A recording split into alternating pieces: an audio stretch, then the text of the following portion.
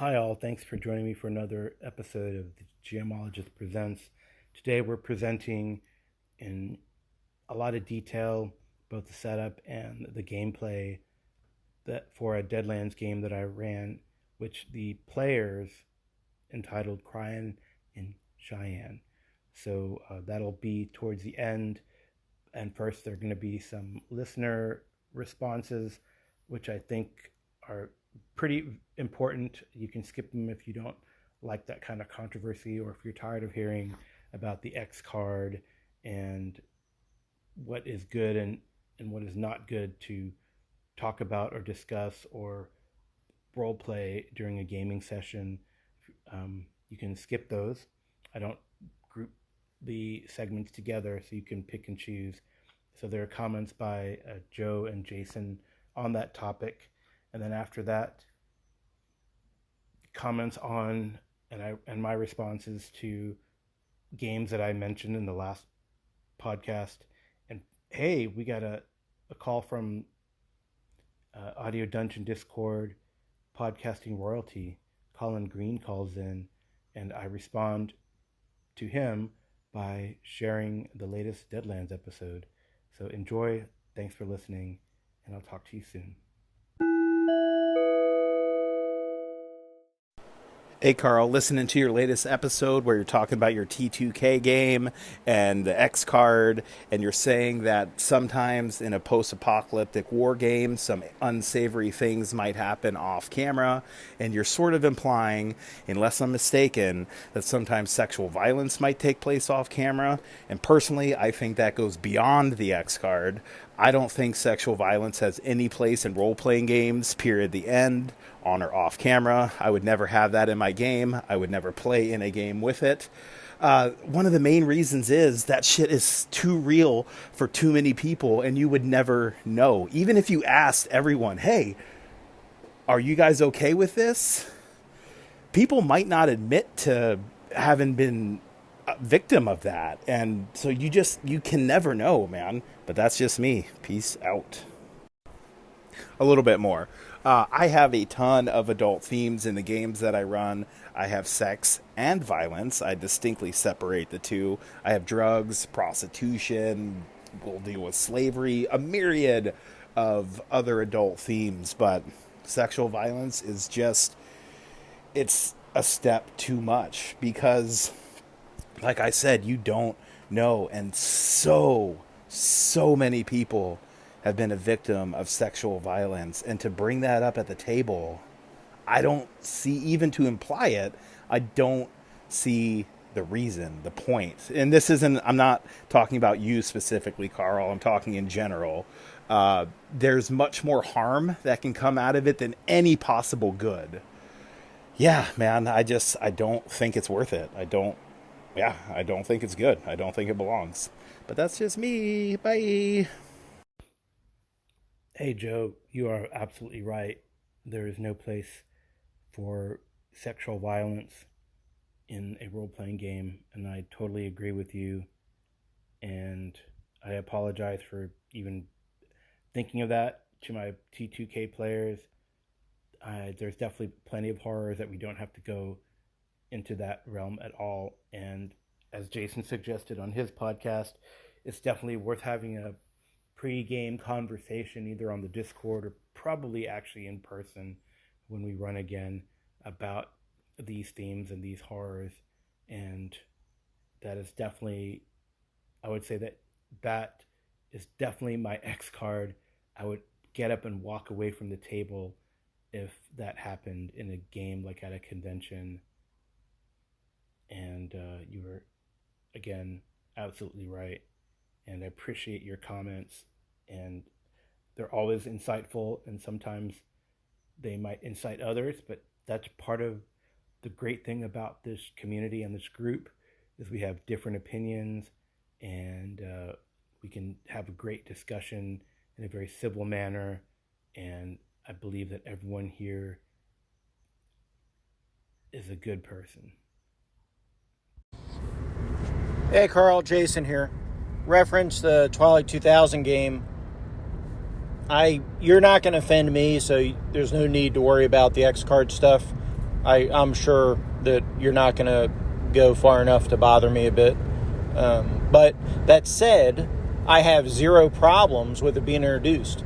I'm not going to rage quit if you introduce the X card into the game or anything like that. So I have zero problems with the X card, and I don't think I'm going to have any issues with the content either. So anyhow, just wanted to give you that feedback. Hey, Jason, thanks. Yeah, I don't think I'd have like a physical X card in our game, but I think it's worth having a discussion before we play, as you said in your podcast, start the actual campaign. And I would expect and encourage players, if they have an issue with something that comes up that we don't discuss, to like send me a personal message on the Discord, either in real time, or whisper me on the Roll20. So thank you for that call. I think it's been a great discussion about this topic, because I think it's important. We're all good people. We want to have fun games. So let's keep doing it.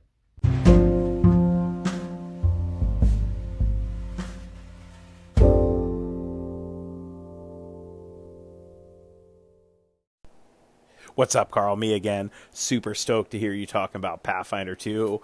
I know you've played it some before, but I get a kick out of hearing people talk about it. It's funny, you mentioned how PF2 hasn't really caught on, and when my group started playing it for the Wheeler Woe campaign, there was nobody talking about Pathfinder 2nd Edition on Twitter. Nobody. It was crazy.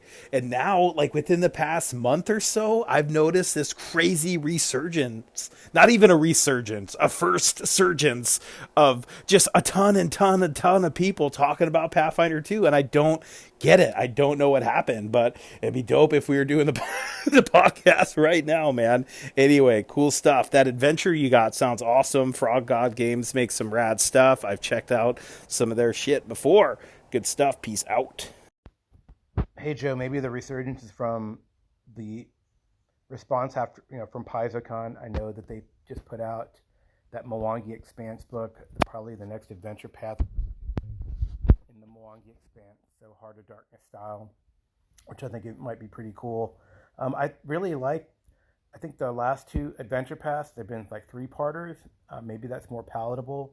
I really would love to do the Mega Dungeon in Pathfinder 2. I tried to do that, like I mentioned, with Castle White Rock, but maybe having not to convert and just doing it as, a rules or an adventure already using those rules would be easier to figure out and handle. There are definitely maybe some stalling points in the Moraine Castle White Rock campaign that we had to figure out how to change these magic items or adjust the rewards. And I'm sure if we had had more players, it would have been a little easier and more sustainable, but just with 2 was a challenge. So I'm looking forward to either doing that Mega Dungeon, the Abomination Vaults, that's what it's called, or maybe even, I always wanted to do the one where you play policemen in Absalom for the festival. I can't remember the name of that one offhand, but I don't know. I guess it came out with bad timing for that adventure path. I had proposed it to the group, and they're like, "No, I don't know. With all the controversy right now, I don't know if I want to play it." So it's interesting how that works out or doesn't work out. So I would like to get Pathfinder 2 to the table. Like I said, I had Extinction Curse going, and the group kind of fizzled. Maybe because it was a Roll20 game, and we had a great run of Starfinder live, and the players I have, I think, would prefer live and visual, the little whiteboard maps that I come up with. So I think the Extinction Curse suffered, even though I had bought the Roll20 stuff and everything was available. It just kind of suffered, I think, from that sort of COVID fatigue, video fatigue thing, and it kind of petered out and fizzled. So my fault entirely, I'm sure. You know, if nobody else is interested in Monday nights, maybe we do the Traveler Deep Night Revelation with you and Matt and me, and then if other people show up, they show up. Although Sword and Sorcery fits 2 players, but Traveler could too. I'd be down for either one. Hey, Jason, that's exciting to hear. I really like Traveler. I've always wanted to get into the table. I like the 2d6 plus bonuses to hit a target number mechanic. I kind of always have. Mongoose, I feel, has cleaned things up, but kept things in the spirit of the original, which I think is great, other than the drawings for Aslan and Battle Dress. That's a whole nother topic and different story. Anyway, that'd be exciting. I talked to the other player, and we were going to maybe sit down and make characters for the crew for the Deep Night Legacy adventure, the crew of the far boat that is central to the adventure. So maybe you can join us for that, or you and I can do it, which might be kind of fun. I know how much you enjoy the character creation sessions, right? So I'm sure when you roll at 1 to 10, you'll either die or every time, or you'll roll up the guy who's like 65 years old, who is an admiral.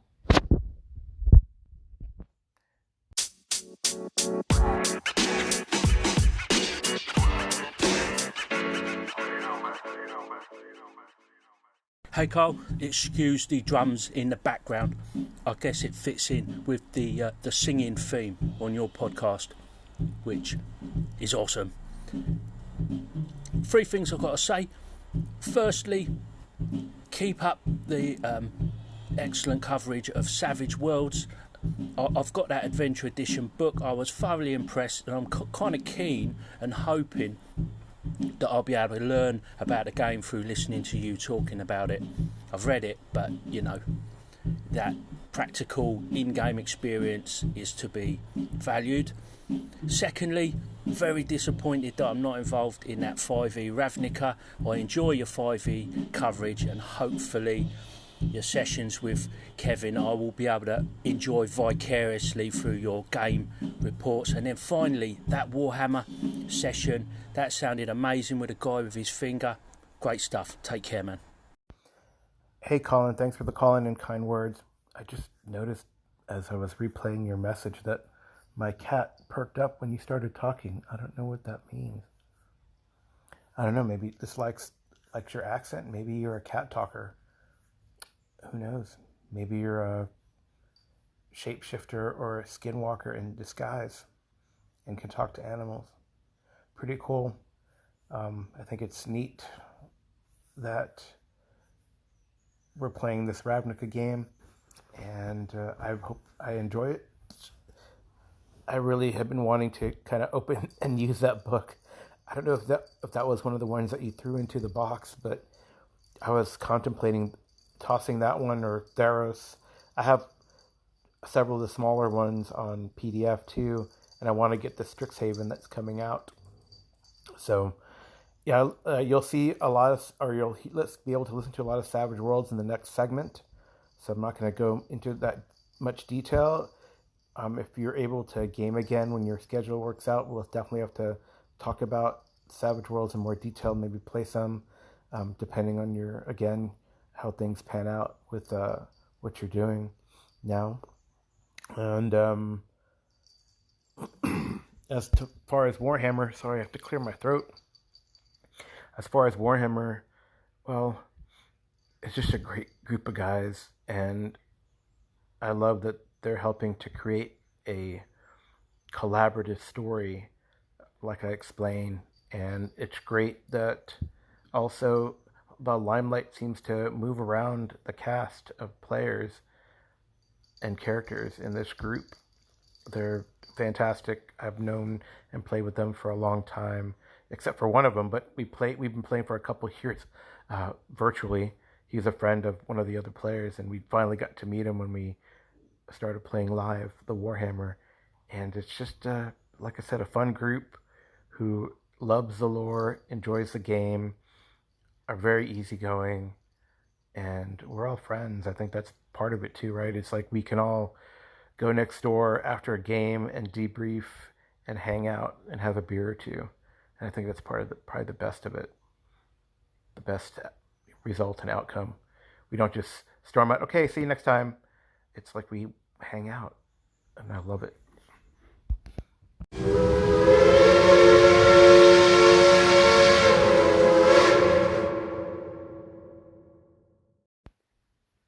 This one's for you, Colin Green. This past Sunday, I ran a session of Deadlands for our Sunday dinner group, which is myself, my wife, and our two really good friends, Melissa and David. And at the end of this game, I asked, what do you think the title of this adventure was? And David replied, Cryin in Cheyenne. Maybe it's pronounced Cryin in Cheyenne.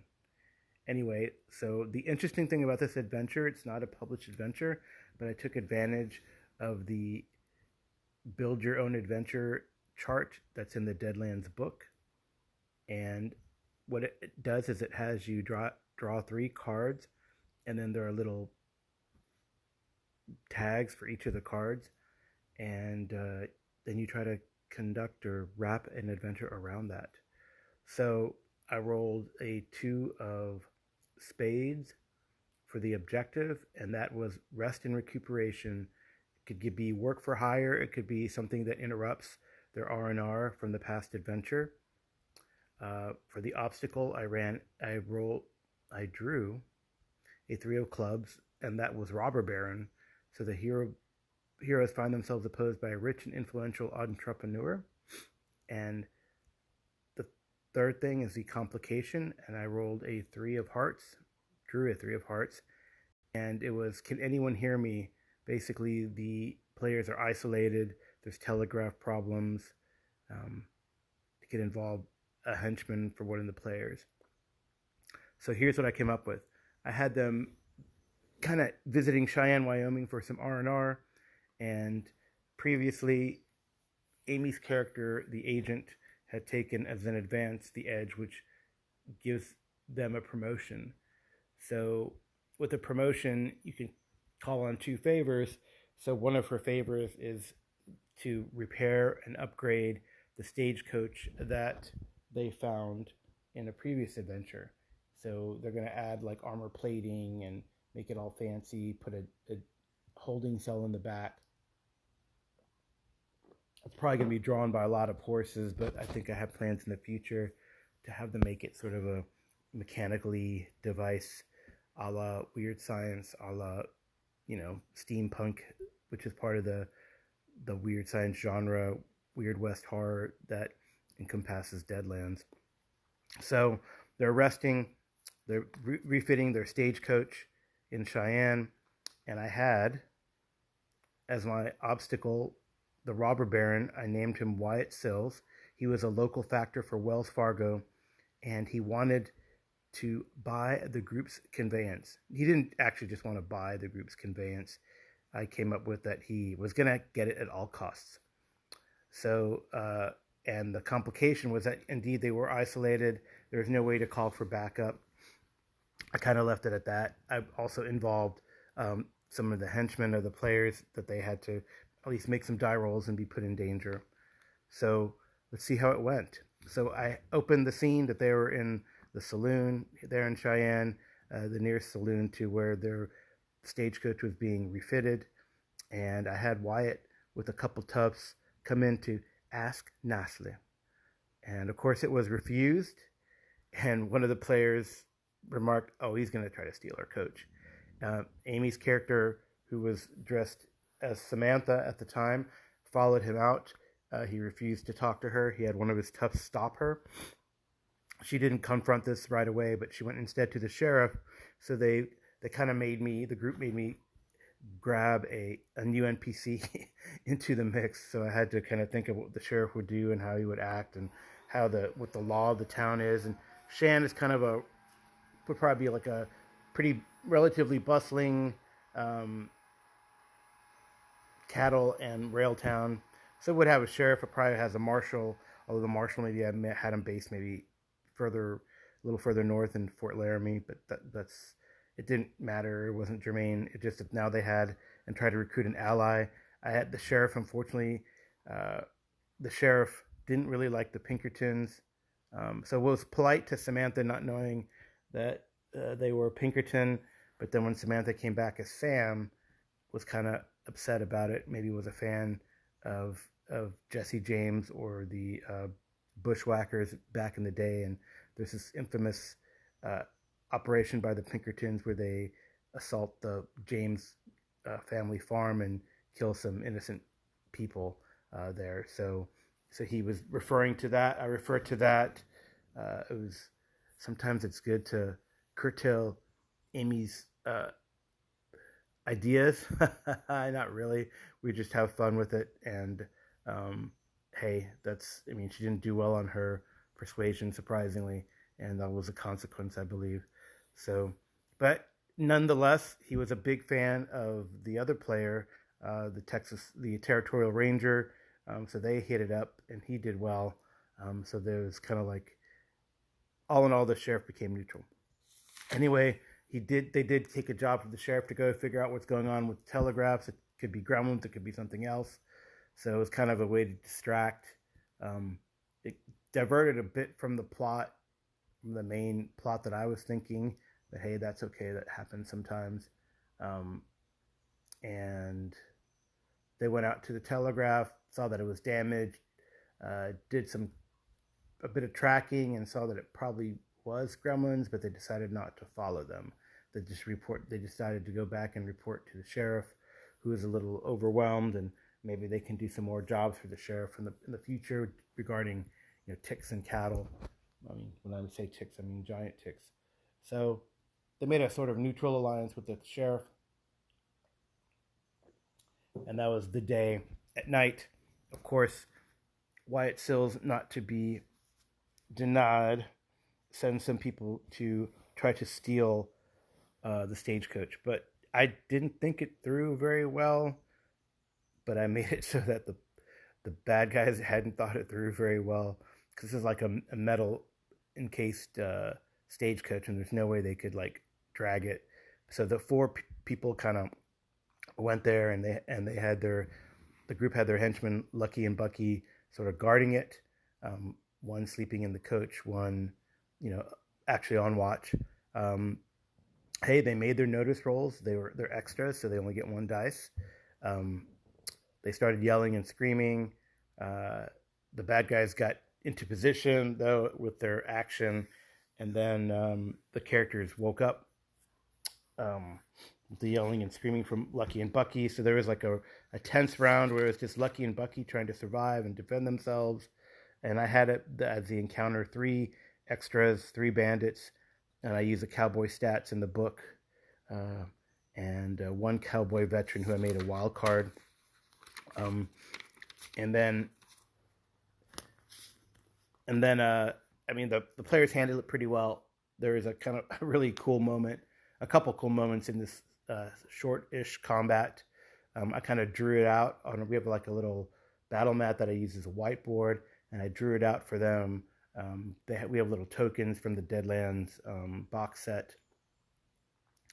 Like there's a token box that comes with them, so I have like little representations of the players, and I drew out the little stagecoach and had the bad guys, little pogs for the bad guys as well.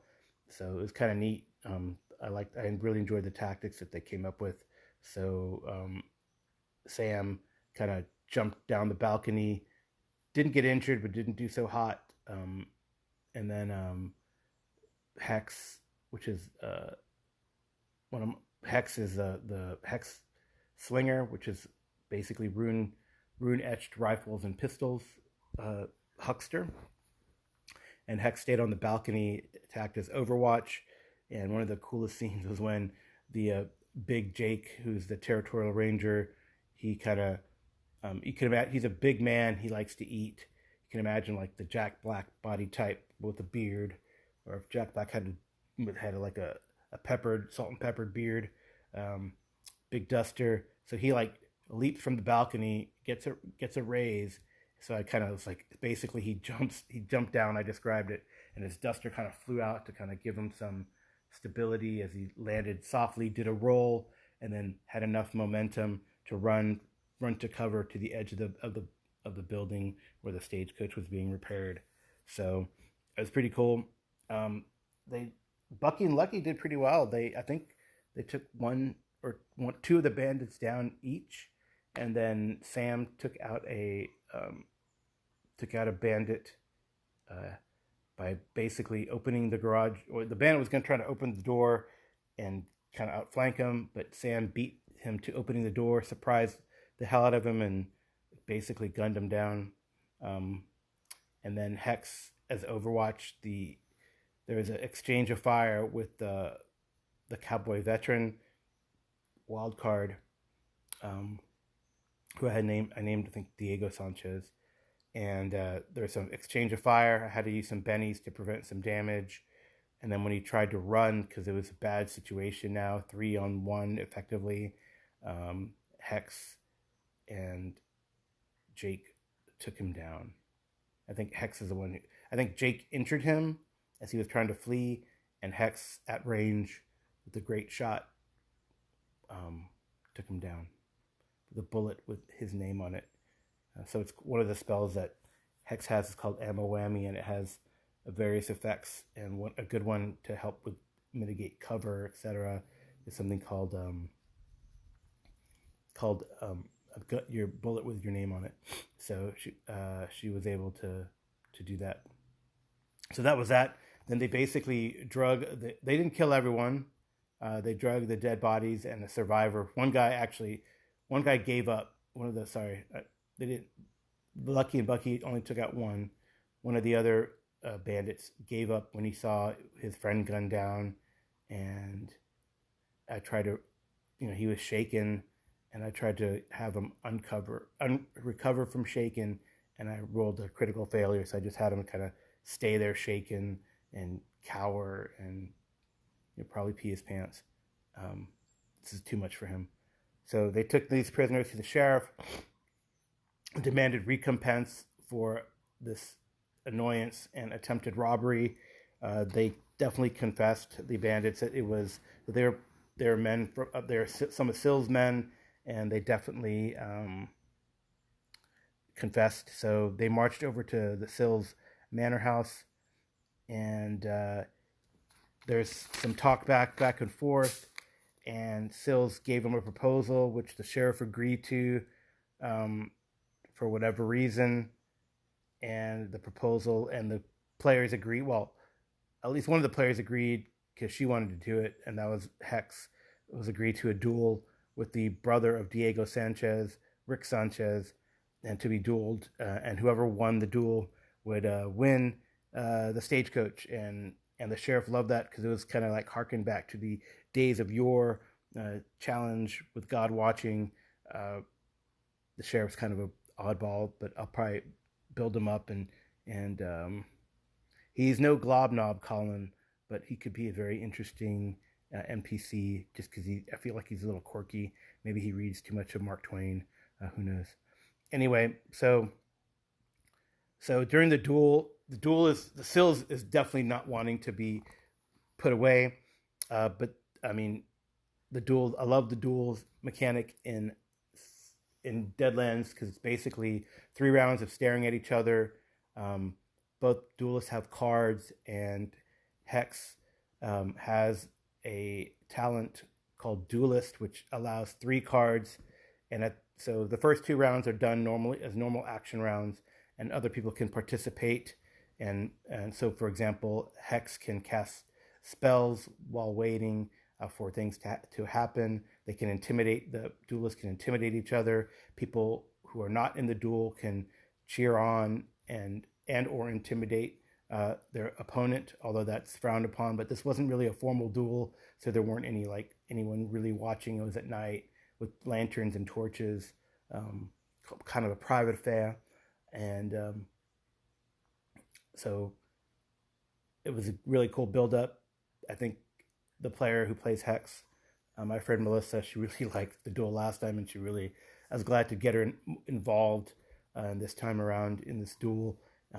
It was no contest. Hex just gunned down Rick Sanchez, so he joined his brother Diego. So Hex killed the brother Sanchez, two of them in one night. So, however, this was really a distraction by Sills to try to get away, but Jake and Sam were on it and noticed that he was skirting away. I didn't make Wyatt Sills a mad scientist, but I gave him like some gadgets. So he was like a pseudo mad scientist who knew a bit about gadgets, and that'll come back later at the end of my wrap up why he might have had the gadgets. So he uses this gadget to make him hard to hit and a little faster. Like Jake saw him like pull out a pocket watch and twist it really fast and press the button to go, and he went, and then they basically chased him into the manor as the duel was wrapping up. In fact, Sam and Jake crossed the field of fire just before the duel went off, or the guns went off for the duelists. It didn't phase Hex one bit, but I was rolling poorly for poor Rick Sanchez there, and I even rolled a critical failure on one of his rolls, so Hex got another card for the draw part. So he wasn't doing very well. He was both distracted and vulnerable. And anyway, Hex killed him in one shot. So right shot through the heart, she said. So I asked her, how did you kill this guy? Because she rolled. Because of course, it seems that that is one of the cool things I think about Savage Worlds, is that it makes for dramatic scenes, and you can take it or leave it, but the players seem to enjoy it, which for me is the fun of the game, and everyone goes crazy at 2 points during a Savage Worlds game when you get a raise for spectacular damage, and as what happened during the next part of the game, jokers were flying. So in the next part of the game, I didn't really draw out the map of the manor. I just built it as a chase scene. And I explained the chase rules the first time. Well, we'd done a chase scene before, but I explained it as a chase scene, and I gave him sort of the layout of the manor house with a big foyer and a set of stairs going up to like a gallery. And then there was side rooms, of course, but the main focus was trying to chase down Wyatt Sills, who's trying to get away. And so it was pretty cool. So he was hard to hit because of the distance, his speed, and cover. So what I thought was cool is, although I think they couldn't hit him the first round, but what was cool is then Sam tried to fire at like the chandelier or obstacles to put obstacles in their path. Sam rolled really well, or Sam's player rolled really well, and kind of stopped him in his tracks, made him, in the Savage Worlds parlance, vulnerable. He was easier to hit. Jake shot him pretty well and injured him, and pretty badly. I started using up my bennies, which is a good way to sort of play back and forth with the GM. I think that's a really neat mechanic too. Is there's definitely a tactic meta game wise to make the GM use the bennies for the bad guys, and was really neat that they forced me to use bennies relatively early, and then it was kind of like during the whole rest of the combat, Wyatt Sills was sort of trapped in this area where Sam had shot things down around like glass and chandelier parts and pieces of the house structure, so he just couldn't get out of it. It was actually pretty hilarious. I think I even rolled a critical failure once, so he fell to the ground, and it was so. However, Wyatt Sills did have one last trick up his sleeve, or a couple tricks actually. So the first trick was that he pressed a button, and I described it like a 1950s remote control device with a box with a big red button and a thick wire with a thinner wire curled around it. He presses that button, this door slides open, and this automaton like marches out to fight the characters. And that was pretty harrowing. I mean, it was a tough opponent that was a wild card. So basically in this last combat, they fought two wild cards, three if you include the duelist, so no extras, all wild cards that they were fighting. Sills wasn't really a combatant, but had like little gadgets. so more of a trickster. So they fought this automaton. It was hard. It was difficult because it was tough to damage. But they survived. They survived, I think, 3 rounds of Gatling gunfire. Jake had taken 2 wounds. Hex had taken a wound. Sam had been lucky and not been hit, or had not taken enough damage to be hit. Maybe was shaken maybe one time, and that was about it. And they finally gunned it down. Hex with a great shot using ammo whammy. So basically, what the comment that David made was that it was a fantastic fight because everyone used all their bennies, and Jake got a Joker at a very critical moment. The bad guy, the automaton, got a Joker at a very critical moment. So it was back and forth, harrowing, skin of your teeth type stuff. But the player survived. Sills tried to toss a grenade down at the group, and it just didn't really work that well. He was kind of lying there prone, couldn't really get away. And then when they destroyed the automaton, I described that it was starting to pulse, make really loud noises like beep, beep, beep. So Jake's character said, it's going to blow up. It's going to blow up. He was right. So everyone dove out of the house. Hex actually saved Jake by getting a couple raises and tackling him and knocking him out of the house so he wouldn't get damaged because he was the most damaged at the time. And then Sam ducked into another room when the big explosion happened, and Sam got slightly injured, was shaken, but was fine after that. So they were like, oh no, Sam got blown up in the house, but then Sam walks out, no problem. So that was the adventure. And then we did a little epilogue, denouement, and as they sift through the rubble, they discover that the automaton was from a company called Hellstrom Inc., and that Sills had another gadget in his house, maybe on the roof. Couldn't tell because the house exploded and there's a big fire. And I think that was a really fun thing too, because the sheriff, the whole Pinkerton fiasco with the James house was that they caught the James farmhouse on fire, and the sheriff warned the Pinkerton, no explosions, no fires, don't cause any trouble. And at the end, there was a big explosion and a fire in this manor house, and I had the sheriff say, "Fucking Pinkertons" at the end. So in the rubble, they had to make some rolls, and they discovered that there was some sort of Da Vinci flying machine that Sills was trying to get to. Of course, it's all exploded in parts now, so that's something that they maybe want to investigate in the future.